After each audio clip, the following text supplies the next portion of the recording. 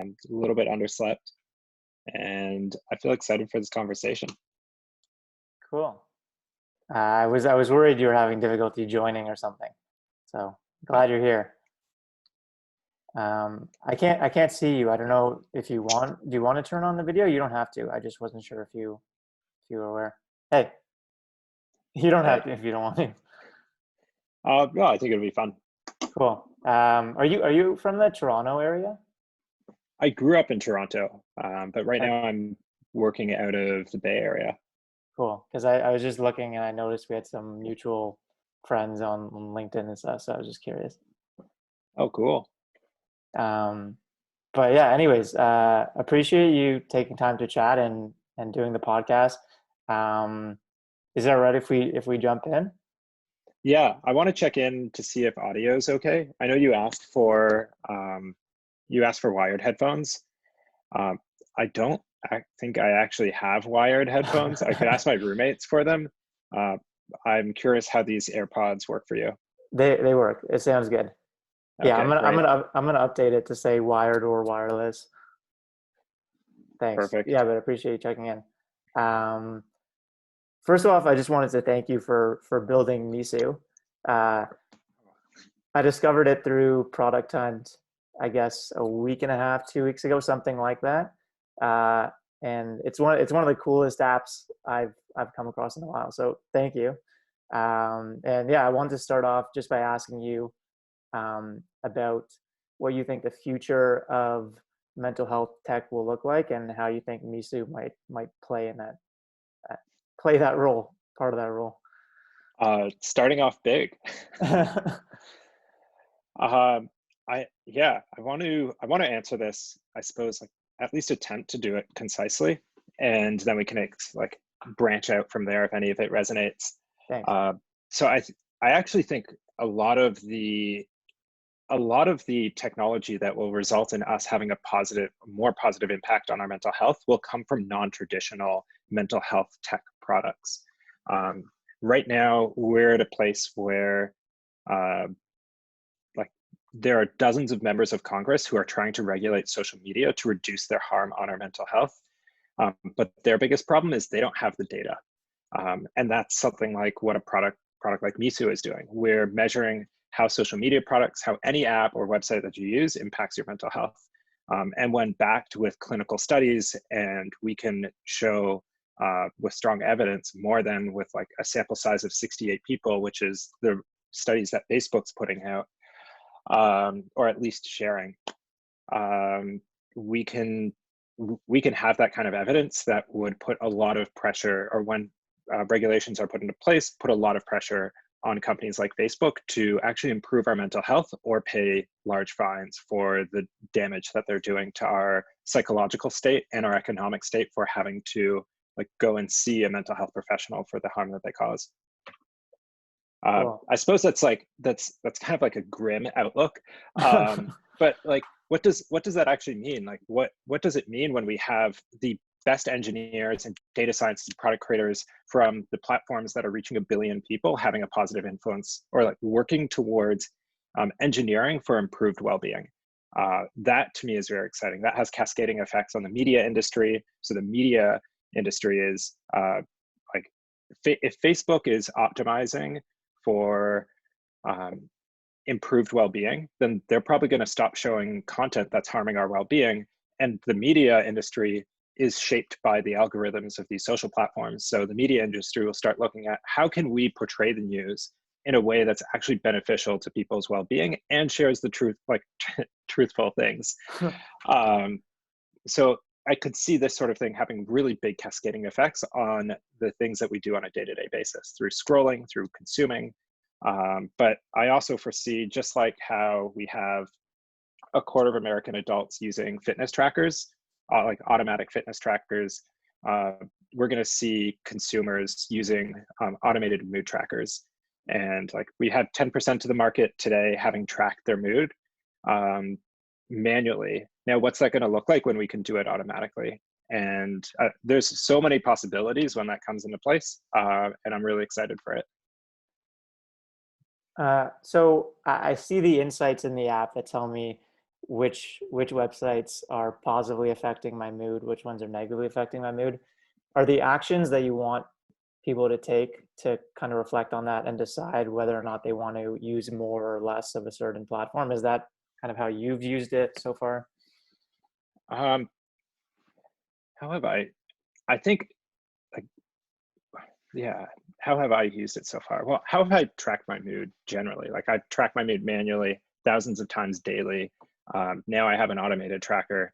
And I find for me, the more that I track my mood and the more that I label how certain things impact my mental health, the more that I can use labeling of my behaviors. Like, oh, I realize I'm using Facebook right now, or my usage of Facebook has increased. And I'll actually do an internal labeling of that behavior to like try to predict my own mental state.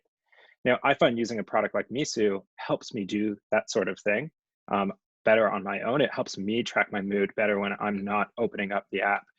And I do these sorts of checks into my behaviors to understand my mood. Uh, it's hard to count because I don't have a counter in my mind, but I would guess like um, in more volatile states, probably like a dozen times a day or so. Um, and that information helps me choose to change my behaviors to today I was feeling kind of like my mood was lower. My mood was lower yesterday, it was lower today, so I decided I'm going to go for a bike ride through Golden Gate Park, and I did exactly that, and I feel a lot better. And if it continued, I would have taken a higher lithium dose. So I find this knowledge and the awareness helps empower me to make better decisions. Cool. What would you say to someone who's trying to balance maybe some of their privacy concerns with using a platform like Misu with the benefit of being more aware of their mood? Yeah. Well, one, I just want to say I think the privacy concerns are very valid. We've had tech companies abuse our mental health. Well, yes, abuse our mental health, but abuse our privacy in so many ways, and it consistently happens. So if you don't trust a platform like Misu, like I understand, but if you are interested in tracking your mood, I can share our commitment with you, and that's like one, our like my goal is to help create a product that improves your mental health. I think selling your data and doing things with it that we aren't intending to is definitely not aligned with it. Two, no photos are ever stored. So we track emotional state through the detecting micro facial expressions throughout the day. Photos are never saved. We have an on-device machine learning model. So within a blink of the eye, photos, your mood is analyzed and the photos disappear. And we're transparent about everything that we collect. So it's plain and simple in readable English and not conflated in this like obtuse privacy policy. Yeah, I think that's what I would share. I'm Cool. curious your experience. Like you chose to trust Misu. Why did you trust it? And why, if you do still trust it, why do you still trust it? Well, part of it was uh, just part of it was looking into the business model that you were operating under. I asked you on Product Hunt Mm, what model, and you responded with like a freemium model, which I liked. So I guess I'm paying directly for the product versus indirectly through an ad model or something like that. So that was part of it. And then there was validation on you and your background and some of the mental health initiatives you've done in the past through school and stuff like that. So those were some of the key things for me. mm. And the UX is just super nice, and so like it looked like a a legit product. Yeah, it was. Yeah, Those we have to be careful for because I don't. We've seen really, as you said, legit or legitimate products out yeah, there, um, and like that Clearview product, that photo detection one, and like I think it's important to be skeptical. I'll just put that out there. yeah. And thank you for your trust. I appreciate it. No problem. So when I think of a platform like Facebook, I imagine when they first started, one of their aims was to connect people, and we know that connections generally it's good for your mental health. So when I think about them, I have to think they had the right intentions initially. to you, what's the difference between Facebook and Misu? Is the business model the crux of it? Like, do you see an issue with ad-based models, or is there something else that's causing the misalignment between their users' incentives and their, I guess, their bottom line? I don't know. So one of our investors is friends and worked with Zuckerberg as they were building from the early stages. And having heard their perspective, it sounds like Facebook will do the right thing when it is aligned, when their business is aligned with that. So when their bottom line is connected with improving people's mental health, they're going to do that. And that I think that's the major problem right now. Their business model is they can make it's actually really interesting because they've produced results saying they make more money from people who are actively engaged in the platform.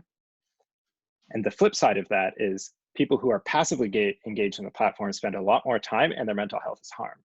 So there's this weird there's this like weird state where Facebook knows they can make more money, but there's a big risk in trying to shift those passive users over to more active ones and remove some of this passive content. And I'm really excited for when there are incentives, monetary incentives for large social platforms to improve our mental health. So I actually think Facebook's going to be one of the at least they're going to reduce the harm that they bring to our mental health over, let's say, a 5-year time span by quite a significant degree, which will have a really big impact on us. Interesting. So you're saying that users who spend maybe less time on Facebook today than others, but are more actively engaged, are actually providing more value to them? More monetary value, yes. Yeah. Okay. Interesting. I'm trying to see what other questions I wanted to ask you. Let me just see. Oh, in the Fast Company article, they wrote about Misu. They talked about how your vision is maybe using Misu to track the impact of medications or maybe impact of fitness and sleep on mood. Is the goal to eventually integrate with products like Fitbit or Apple Watch to correlate those things? I think what's really nice about building an iPhone app is that you can integrate with Apple Health, and that enables and even just the iPhone on its own, you can learn about like how does where I spend my time impact my mood, my fitness, my sleep, all these different variables. I think the analogy, I'm not sure if it was in the Fast Company article, but like 50 years ago, we didn't have nutrition labels. Think about that. Like the food industry was not regulated that much. Imagine walking into a store, going up and down the aisles, trying to think like, and just having faith that the food that you were getting, one, was healthy, and two, like wasn't toxic or going to harm you. And that's kind of what's happening right now with our with how we live our lives, and amplified on the digital world. But even also, we aren't that informed on a day-to-day basis how our behaviors and activities impact our mental health.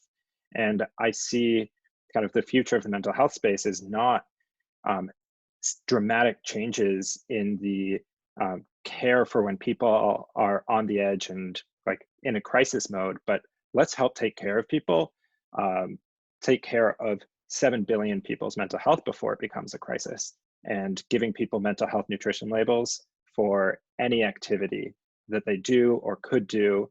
I think will create this kind of cultural awareness and like just uplift everybody's mental health. So I'm trying to think where I was going to go. I was going to ask you, so I think you mentioned somewhere that you'd like to eventually maybe see if governments would fund you to help with studies showing the impact of platforms on mental health.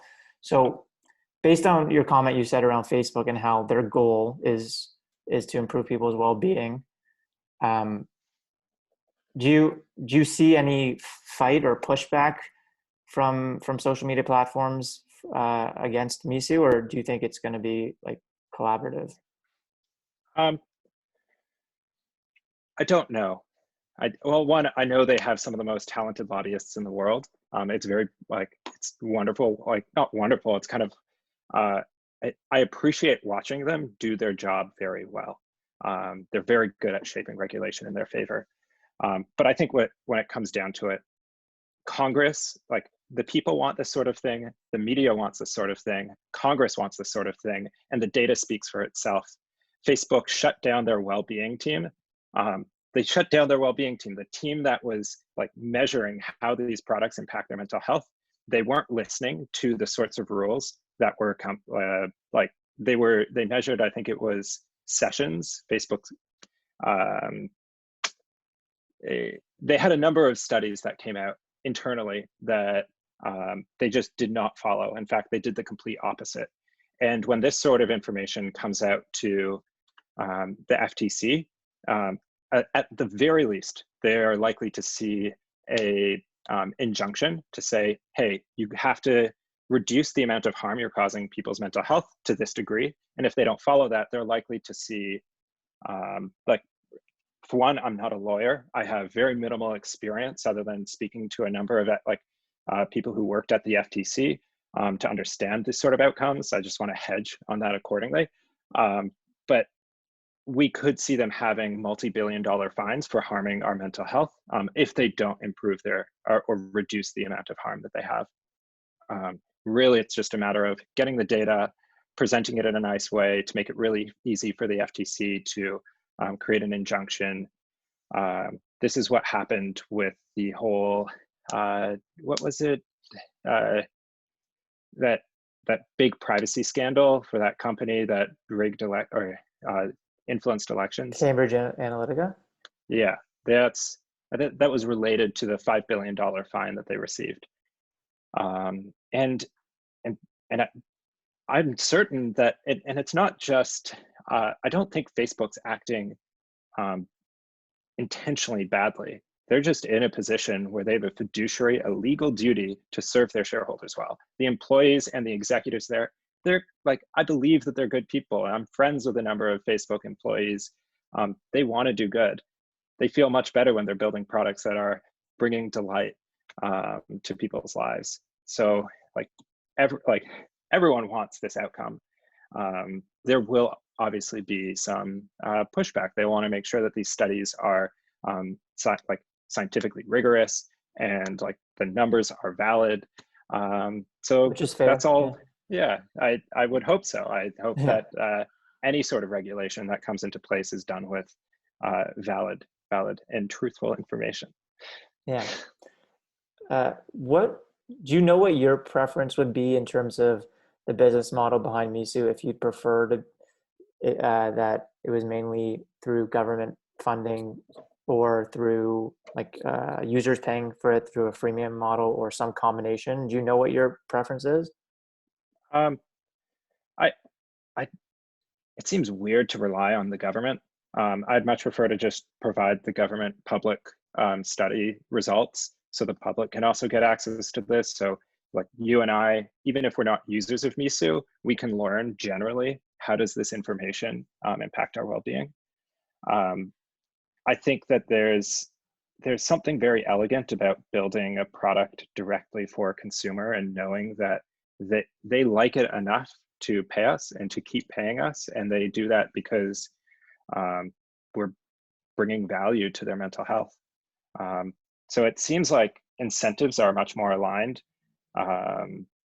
for categorically a better outcome if we're focused on improving the lives of an end consumer. So I think you made me reflect on, I can't remember if you answered it directly, but I was trying to ask if ad models are the problem in general versus direct payment. Do you think ad models are the issue, or can both be equally problematic? This is a controversial topic, and I think people like pointing out, they like to generally point out an enemy, and it's easy to do that, especially when we can jump on the bandwagon and everyone else is doing it. But if we look at, let's say Facebook were to be incentivized to improve your mental health and my mental health and the 2 other billion people's mental health, they're going to start showing more content that improves our mental health. Depending on how this measurement is made, they're going to say, hey, well, if you use Facebook, what's the impact of your mental health the couple hours or days after your usage? This means as I mentioned before, the media, as well as the apps or whatever else they're advertising to us, all of those things are going to impact our mental health. So then Facebook's going to be incentivized to show ads of products that improve our well-being. And it's even this greater cascading effect that the government can have on people's mental health by influencing the platforms and the attention, the people who are really good at capturing directing our attention. So in that case, it actually then decreases the cost of advertising for companies and products that improve our mental health, because Facebook's going to be wanting to show more of them as they can improve their bottom line. And that creates incentives for people to create products that are better for everyone's mental health. Now, if we removed advertising from that, from Facebook there, all I can think of is they would have a harder time directing us to other products that would be better for our well-being. There's probably a lot more that I'm actually missing there, and I welcome you to poke around on that. Well, I just wonder if we paid directly $9.99 a month or whatever for Facebook, would we be in any better position right now? So I think my initial thinking was yes, but then I think of Netflix, for instance, and I think their CEO once said that their main competitor is sleep, which was concerning to hear, right? So I guess maybe any business model there can be issues. I don't know. Yeah, I think it's not the model, but it's how it's applied. I think that's really what it comes down to. Yeah, I would like to think that bottom line and mental and improving people's lives are aligned. So I guess I'm still trying to wrap my head around how we've resulted in this environment where you have these social media apps that seemingly aren't good for our mental health. Like, how did we end up here? And maybe you answered this, and maybe listening to this again, I'll be able to think through it more. Next question I want to ask you is, how much of what you're trying to solve with Misu is eliminating the difficult habit of kind of manually tracking your mood, B, getting a more accurate picture of what's actually driving your mood, and C, I guess the piece we've been talking about around holding platforms accountable for their impact on their well-being. Like, how much, where's your motivation lie?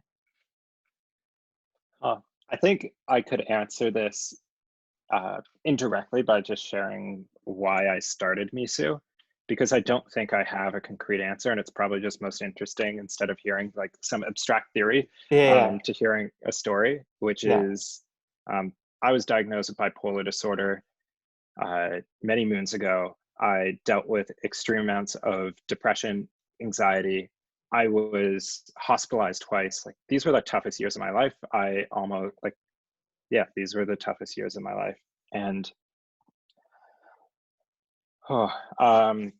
as I started gaining more stability, I recalled my mama, who's a psychiatrist. I'm grateful, but it was also very challenging having a mom who is a psychiatrist.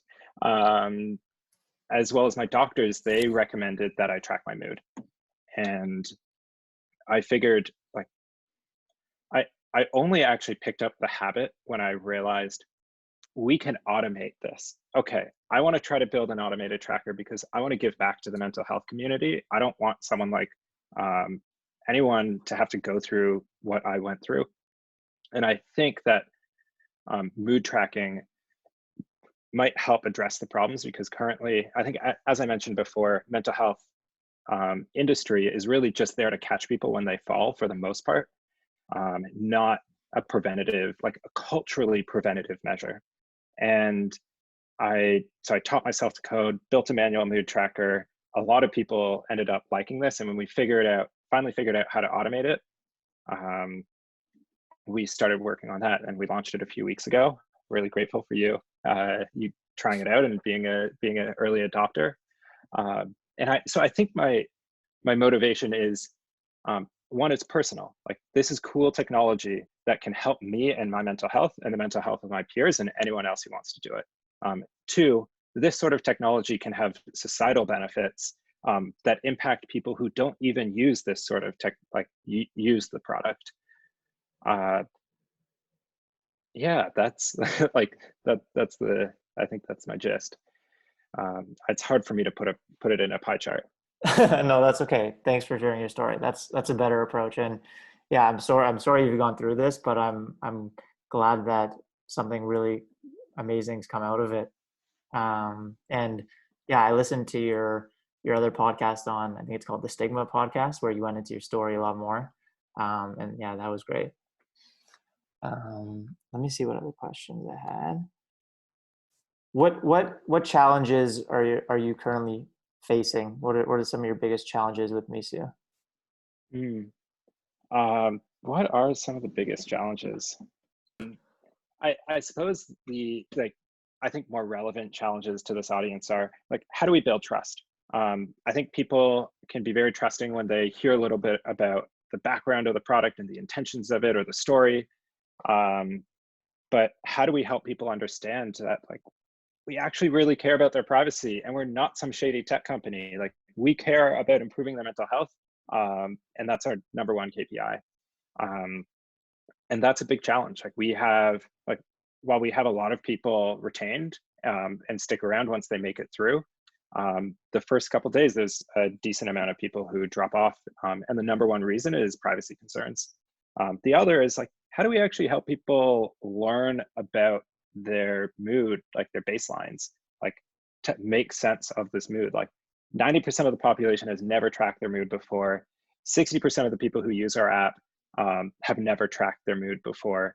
And anyone who's tracked their mood before has never done it through an automated tracker and like had some scoring associated with it. So we're entering like this user experience territory that no one has traversed before. So we have to try to figure out, like, how can we help people answer the question of, how am I feeling right now? How does that, like, is this a normal feeling for me? Not for anyone else, but for me. Like, at what time of day is it normal for me to feel whatever I'm feeling right now? As well as, then the other is just, there are so many feature requests that people have had. I mean, like, I want to learn about how apps impact me over the past like week, over the past month, over the past year. I want to be able to go back and, like, yeah, I want this too. I'm trying to build it as quickly as possible. So I think uh, that's the gist. Thanks. I think a bigger challenge will be, how do we create automatic tracking for mobile phones without any camera access? And we got a couple ideas on that, and it's, some people have done it before, but they never really stuck through it, because the other companies, they landed up focusing on working with insurance companies and other mental health professionals. So it's really hard to traverse like a brand new product space, as well as appease to three different other types of, like, address three other major core problems. So I'm excited to go and tackle that challenge, and Are just you one challenge. are you not able to get camera permission on phones? Android we can, but iPhone we can, but not to do it in the background. So I think that's something that we would like. It would definitely be nice to have, but there are ways to work around it. Like, um, if you looked at my just my behaviors, and you were to say, actually, if you looked at my behaviors yesterday compared to my behaviors normally, where at the middle of the day, I think I spent 2 hours watching Netflix, laying on my bed, eating a bunch of chips and dip. Like, you could probably make an estimation right there that Dan may not be feeling too good.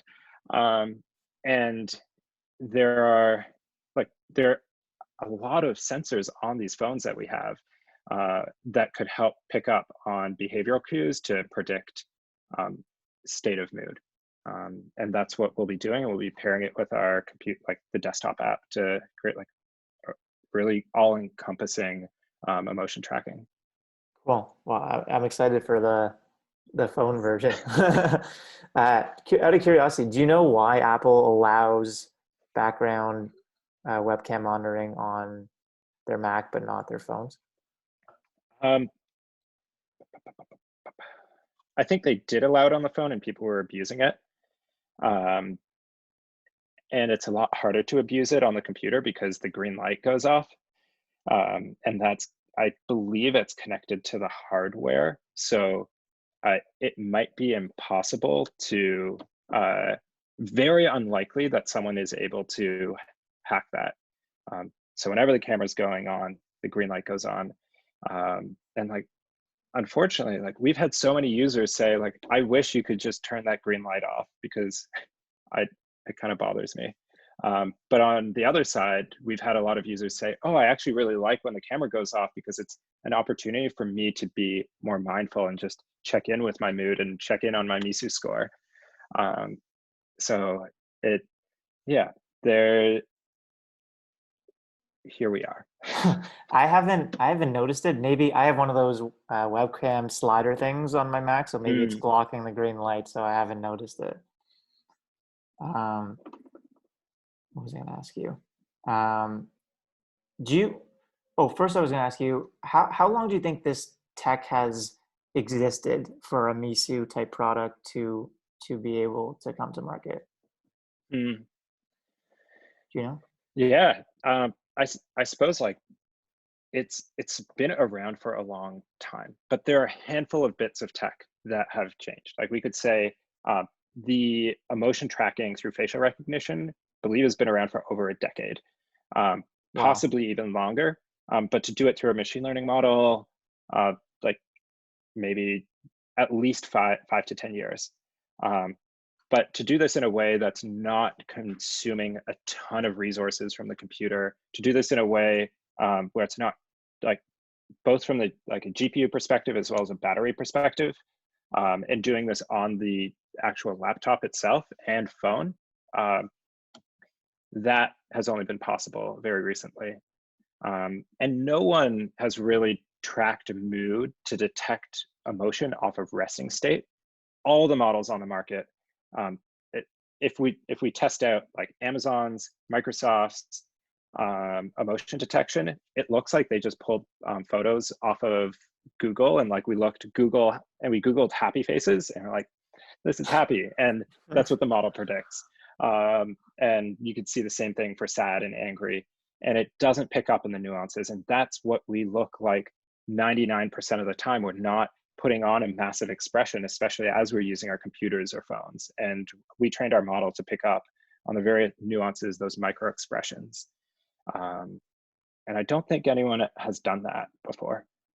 Cool. Yeah, I was just curious why you think you guys are the first to build an automated mood tracker in this way, and I guess it's just because of to your point, it's fairly recent that I guess the stars have aligned in terms of the tech and the processing power and stuff required. Cool.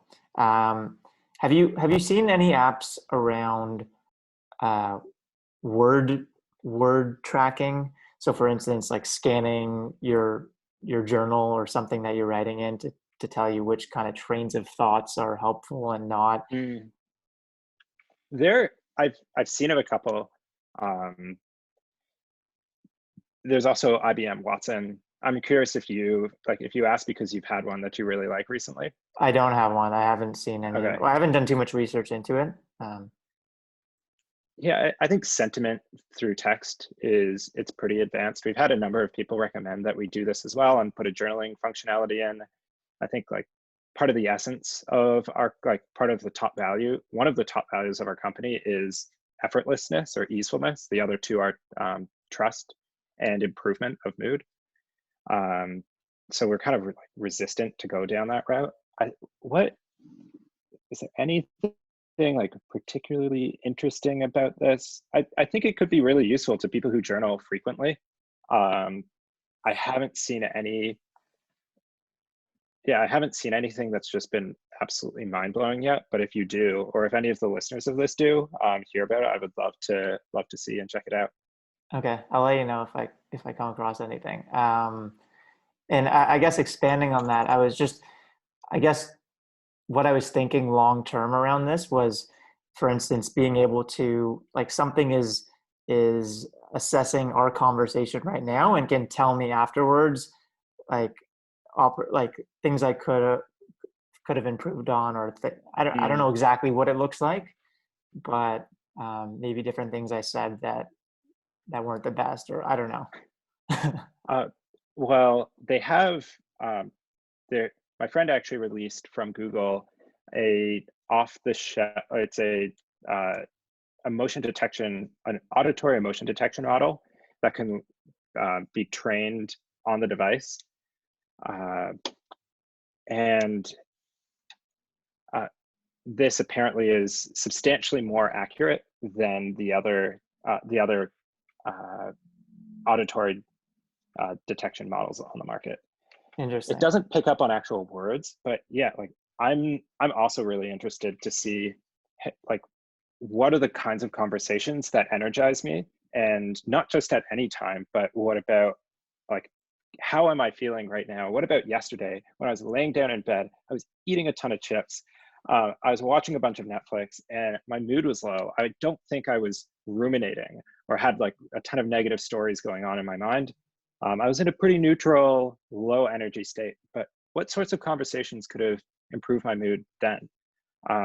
And like, and then to me, this is so like, this is really exciting because we could see um, like uh, we could then have like a model of people who ever have uploaded their data to a service that is analyzing this and say like, hey, what kinds of people, or which of your friends are actually good for your mood or not, of these people that you're considering swiping through and going on a date with, which are going to be best for your mood, or at the very least, like, which are you most likely to have a really great first date with.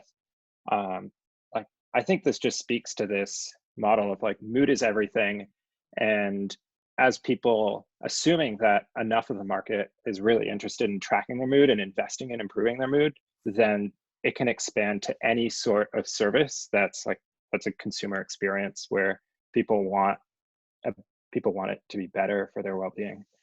um, I'm curious how any of that, if any of that, lands or resonates with you. Yeah, no, that sounds super interesting to me. I guess my gut reaction is it might be kind of hard to hear the truth that certain relationships aren't good for you. So I wonder if some people might prefer just not to have that knowledge, which might be fair. But I think there's a lot of value in becoming more self-aware, and I think a lot of times it's hard for people and us in general to be aware of self like totally self-aware of different things. um so yeah, like what you talked about, some of those futuristic things, I think it's very possible that those things will exist. um but yeah, in terms of like concrete examples, I, yeah, I think it'd be cool if even something as simple as, for instance, from what I've read, in terms of just an effective conversation, you want to have both people talking roughly an equal amount of time, and sometimes you have conversations where one person is monopolizing and they're not aware, like they're not realizing they're talking 90% of the time. So just having something that's alerting them after, I think there'd be potentially a lot of value in that. What do you think? Hmm.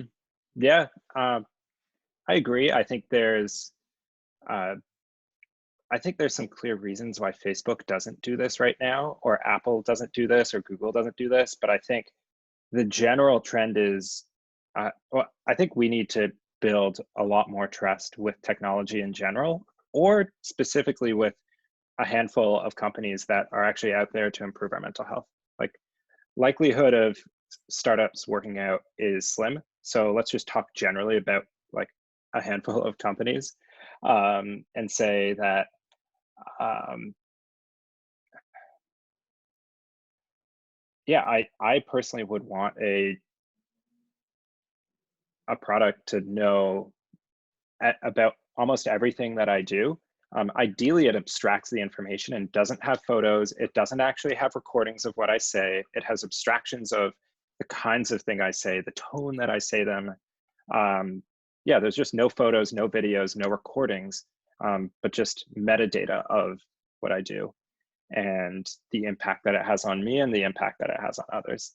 And I think, yeah, I'm excited for that future. And we also have a lot of things going against us because people are abusing our privacy left, right, and center. Yeah. Not people, but a handful of companies.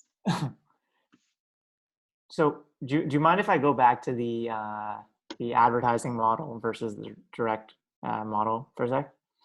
Yeah, I want to hear your opinion on what do you think is right or wrong? Uh, I kind of lean towards the paying directly being a better model versus paying indirectly and through companies using my data in ways I'm not necessarily aware of. But there's strong counter arguments, like one that it gives more access to people who maybe can't afford, right? So if Google search was paid, you'd be limiting it, which isn't necessarily a good thing. And then in that Netflix example, it speaks to that any model can be problematic. So I'm kind of undecided. That's why I asked. So I'm kind of reflecting on, because you asked me why I used Misu, and one of the first things I said was I liked your answer that it was a freemium model, and I think my gut reaction, if you said, oh, we're going to generate money through ads, I wouldn't have liked that. And I'm just trying to decide for myself if that makes sense. Yeah, Yeah. I think it's really important for us, if we're going to be trailblazing a new category, for us to be building a lot of trust with our community, because we're not going to succeed if we don't work with a community to build a really great product. And trust is so important to us. And if it means that never advertising makes sense, or it just does not resonate with a community, then that's a very obvious answer. Go with the community first, because we can build such powerful technology for our mental health without that. And there's another part of me that wonders, well, what happens if Calm, the meditation app, says hey, they want to advertise with us, and then Headspace as well, and Insight Timer, and then Talkspace, and then Ginger.io, and all these startups in the mental health space are saying, hey, we'd like your help with distribution. What do we do? Do we only pick one and advertise the one and create more inequality in power, I don't know, but I think these are important questions to be mindful of. And I'd also be skeptical if anyone just says they're absolutely not going to do advertising ever. It's something that I think requires a lot of thought and mindfulness, and advertising can actually bring a lot of value to and distribution to products that improve people's mental health. But I think that an interesting thing here, I think this is my last point, is if we're labeling how anything that you do impacts your mental health, why would we ever want to advertise something to you that is negative for your mental health? So put otherwise, we have incentive to advertise things to you that improve your mental health, because you're going to know it. Yeah. And we don't want that. Our measurement is to improve your well-being. And the idea of companies being out there in the future whose primary KPI is to improve your well-being and my well-being, that's an exciting future. That's one that I believe in. It's one that actually very few people believe in today, but I'm excited for that to change. So just to make sure I understand what you're saying, are you saying that if Misu started advertising and the ads weren't good for me, I would see it in Misu, but the app would tell me that when I'm on Misu, it's negatively affecting my mental health, and is that what you're saying? Just so I'm following. Saying that one KPI, our KPI is to improve your well-being, Yes. and anything that like we want to make mental health nutrition labels so you can learn how anything you do impacts your well-being. Yeah. That means we would be anything that we show to you, like we would want you to learn how these things would impact your well-being. And like that just seems gross. It seems disgusting to put something on a platform, like trying to encourage someone to do it. That's Yeah. bad for our well-being. That is Yeah. not our product. Like that is not our product by any means. That like, I don't know, if we start doing this, show me this recording and wake me up because something's going wrong. Yeah, like that, it just seems hard to imagine a world where that happens. So you're undecided between like the ad model versus direct model, or do you lean towards direct and that's why you went with freemium? I think freemium, like absolutely no plans for advertising. Even in our like investor documents, like there's no even talks about advertising there. There's we're doing like freemium is our plan and our go-to-market, and that's that's the plan. Cool. Uh, I'm curious how that resonates with you, like podcaster hat off, as a yeah. like as a community member and early adopter of Misu. How does all of this resonate with you? It resonates well. And I want it unfiltered. Yeah, no, like I have this negative feeling towards ads, and through talking to you, you've kind of changed my perspective a little, that they're not necessarily inherently bad. So I'm just trying to reflect on that a bit more. But I do like your approach that there's no ads. Yeah, I think the generalizations are generally bad, and I think like an analogy here is a lot of people think lobbying is a really bad thing, and just like lobbying is gross, lobbyists are bad. But we're going to invest in lobbyists, and we're going to have them shape policy so that the social media products that we use, are significantly less harmful to our mental health. That's a really good application of lobbying, and go and apply that to any like sort of thing that people are like in commerce people think are bad. It's really like it's how is it being used, and I think that's an important reflection. Yeah, no, that's a good example. I guess the more I think about it, uh, part of my issue with ads is I have this feeling or this view, and maybe it's wrong, but if a product's good enough, it'll sell itself. So I think of Misu, and I told a lot of friends about it, and you didn't have any. I'm not trying to just make you feel good, but like when you come across a product you like, you don't need a referral bonus, or I don't need an incentive other than I want to share a product that I think is going to help people. So an advertisement, like, why is that necessary if the product's good? Maybe, I don't know. Does that make sense?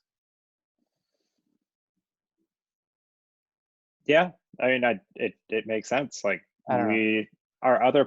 our mood tracker, we had a manual mood tracker, and we made nearly $100,000 through building a product that helped 250,000 people reflect on their mood over many years, track their moods millions of times, um, and they loved the product. And part of the time, like part of the reason people were paying for us is just because they loved it so much, even less for the additional features that we were giving them.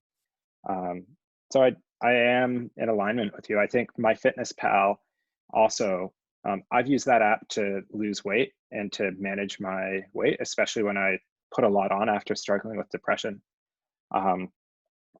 And they have a freemium product there. That company was sold for $500 million. But I think what's more important there is not the numbers, but the millions of people who they've helped take care of their health. And they were able to sustain that partially through a freemium product. How confident are you that you'll be able to overcome the privacy concerns around a platform like Misu? Uh, I have a high degree of confidence, and it comes from like a few places. I think one is we don't need to appeal to 100% of people to build a really valuable product. If we look at the numbers, it's like 55% of the population don't trust technology companies with their data, but they use them anyways. Let's just say we don't, like, that 55% is just not our audience. There's still a lot of people out there, and a lot of people want to take care of their mental health. So I think getting over the privacy concerns, a lot of this will come through more social validation, other people using the product, really enjoying it, us being on a mobile app and not having to have that green light going off a handful of times throughout the day. And we really tried to make the experience like less intrusive. Half of our engineering resources are going towards building more trust and being transparent. Because a lot of people don't know the degree of precautions that we take to help them take care of their mental health, or to help them to respect their privacy. I think like half of the people who stopped leaving the app for privacy concerns didn't realize that we don't actually save any photos. So a bunch of them come back when they discover this. Cool. Last question I want to ask you is around, there's this trend, at least it seems, that rates of mental illness have increased over the last few decades. Oh. And maybe I shouldn't have left this. Maybe we're not going to have time. That's okay, because I want to wrap up in the next couple minutes. But yeah, there's this trend which shows higher rates of mental illness, but then, you know, the state of medications, while it's not perfect, is better than it was 50 years ago in terms of mental health. And there are solutions like Misu now and other products like Apple and Android have built in, I guess, well-being apps into their products. So I guess which one is going to outpace each other, or like, are we doing enough to address the rising rates of mental illness? I guess there's a lot in that question. Yeah. So I think one answering like why is mental health worse now than ever before, and then going into something like where mental health tech is going, without overlapping too much what I answered in the first question. So I think one, we're spending more on our mental health than ever before, and the percent of the population who struggles with their mental health at like in a 12-month rolling period is higher than ever before. I think youth, it's almost 40% of people will struggle with anxiety or depression. That's in a given year. That's absurd. That's like, if we were to rate lives with an NPS score, like, or Earth with like life with an NPS score, life's NPS score is definitely going down. And it's, yeah, there are a handful of things that I think are showing up. Partly there's rising inequality. There's more debt within youth. So financial liberation and hope has a big impact on this. Plus, we're spending time on platforms that are just causing more and more rumination and more comparisons. Like, it's a really bad mix. And it sucks. I've been in that. I am the statistic, or at least contributing to it.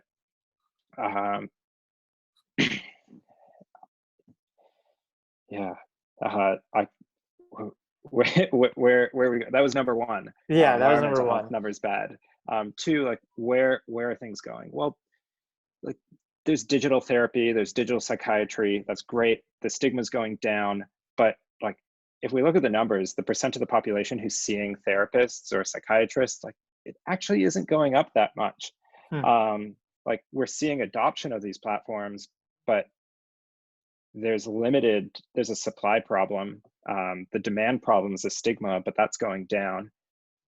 And what, yeah, I really wish that there just was not as much of a demand for psychiatrists.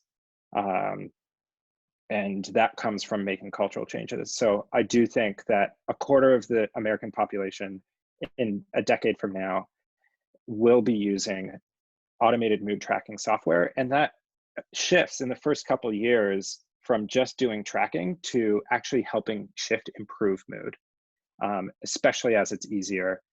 And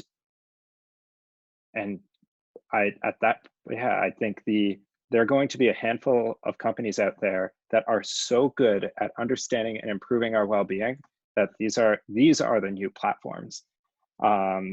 And there's a chance that the existing social platforms evolve to that, or that we see the next MySpace. Yeah, I don't know what's going to happen, but I'm definitely excited for the technology to be branded as this thing that's actually good for our well-being. It's about time. That's what the promise was 30, 40 years ago. And it's time that we have more entrepreneurs working on addressing that.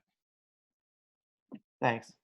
Sorry for asking you such a big question at the very end. I want to be respectful of your time, but thank you for taking the time to chat. I really enjoyed this, and yeah, it was really great meeting you. Likewise, I'm curious if you were to share with your listeners like why you use Misu, or like why you like it, why you think it's a good product. Yeah, I'm curious your thoughts on that. Yeah, I guess the biggest reason is just to become more aware of how I'm feeling. Just I think it's helpful for me to be aware of that, and seeing which apps are positively and negatively affecting my mood. Like, you kind of have a suspicion, but it's validation right there that, at least for me, and I assume is pretty common, is video calls. The closest thing to real human to human interaction is what's positively affecting my mood, and things where I'm passively scrolling are negatively impacting my mood. But the validation is really nice. And it's a similar reason I use an app like Fitbit to track my sleep. It's nice to know how I'm doing, and yeah, I guess that's why I use it. Hmm. That's yeah, that's music to my ears. Well, would love to get some more feedback from you on the product, because I want to build you a really great mood tracker. Thanks, Dan. We don't have to do that. Actually, let's not do that now, but let's chat again another time. Sounds good. Thanks so much. No problem. Thank you.